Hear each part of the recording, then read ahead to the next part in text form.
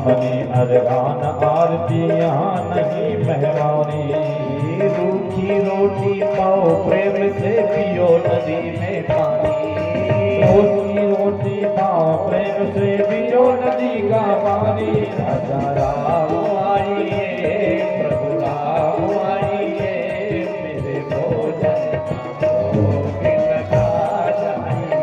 ओ मेरे भोजन का भोग लगा जाइए। मेरे भोजन हाँ मेरे भोजन का भोग लगा जाइए।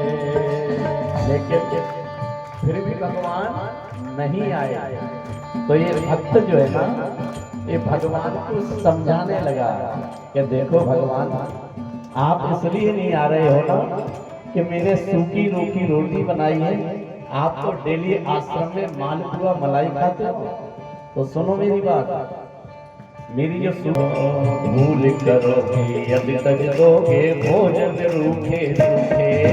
भूल करोगे यदि तज दोगे भोजन रूखे सूखे। भूल करोगे यदि तज दोगे भोजन रूखे सूखे।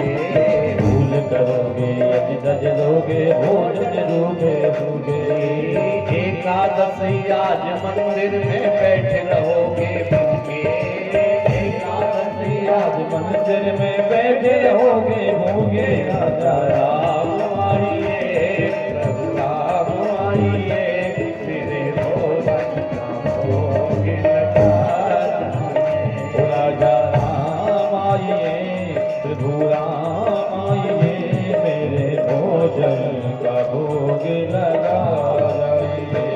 मेरे भोजन का भोग लगा जाइए।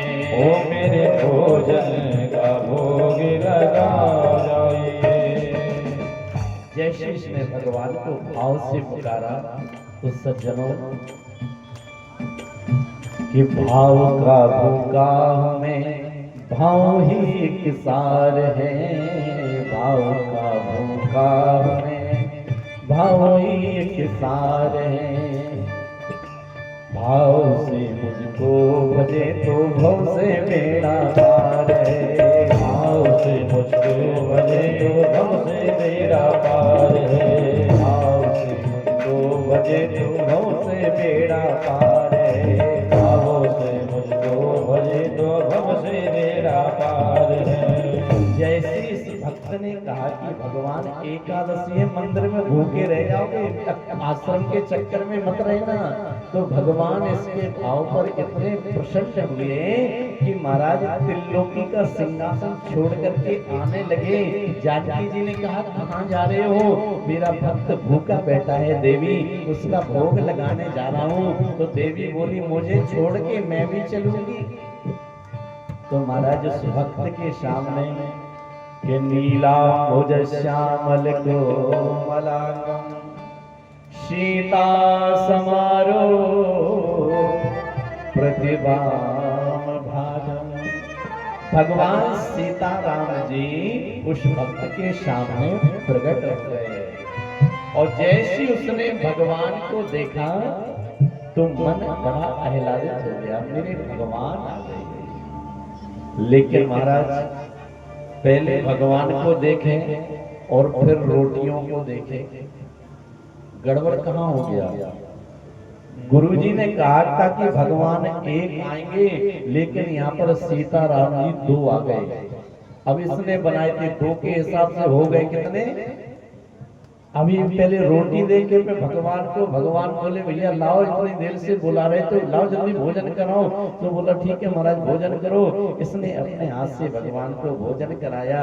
भोजन कराने के बाद महाराज ये आराम से थोड़ा बड़ा जो कुछ भी बचाना उसको पा करके आश्रम में चला गया। भगवान भी विदा होकर के चले गए। 15 दिन व्यतीत हो गए, फिर एकादशी आई। तो गुरुजी से बोला गुरुजी आज, बोले गुरुजी बोले एकादशी, बोले तो फिर भोजन, बोले भोजन तो यहाँ नहीं होगा। बोले तो ठीक है पिछली एकादशी जैसा, बोले हाँ भगवान को भोग लगाया था। बोले महाराज लगाया था लेकिन थोड़ा कम पड़ गया था, 2 भगवान थे उधर। अब गुरुजी उन्होंने सोचा बंदर खा गया होगा, आलसी तो यही है। बोले गुरुजी थोड़ा राशन बढ़वा दो। गुरुजी बोले ठीक है थोड़ा ज्यादा ले जाओ। तो इस बार महाराज इसने थोड़ा आटा दाल चावल सब बढ़ा करके ले गया और फिर जाकर के महाराज वही पद्धति भगवान का सुंदर भोग बनाया और भोग बनाने के तैयार जैसे हो गया तो महाराज ये फिर भगवान को बुलाने लगा। सभी लोग बड़े प्रेम से बोलिए, तो राजा राम आइए, सीता राम आइए, मेरे भोजन का भोग लगा जाइए। ओ मेरे भोजन का भोग लगा जाइए, मेरे भोजन का भोग लगा जाइए, भोग लगा जाइए। ओ मेरे भोजन का भोग लगा जाइए। सीताराम आइए, राजा राम आइए, सीताराम आइए, राजा राम आइए, मेरे भोजन का भोग लगा जाइए, ओ मेरे भोजन का भोग लगा जाइए। इस बार भगवान ने देरी नहीं की। भगवान को पता है कि जब जाना ही है तो देरी किस बात की। तो इस बार भगवान तुरंत चल दिए। तो हमारा रास्ते में लक्ष्मण जी मिल गए। फिर भैया से बोले, भैया भाभी पिछली एकादशी दोनों गाय विश्वास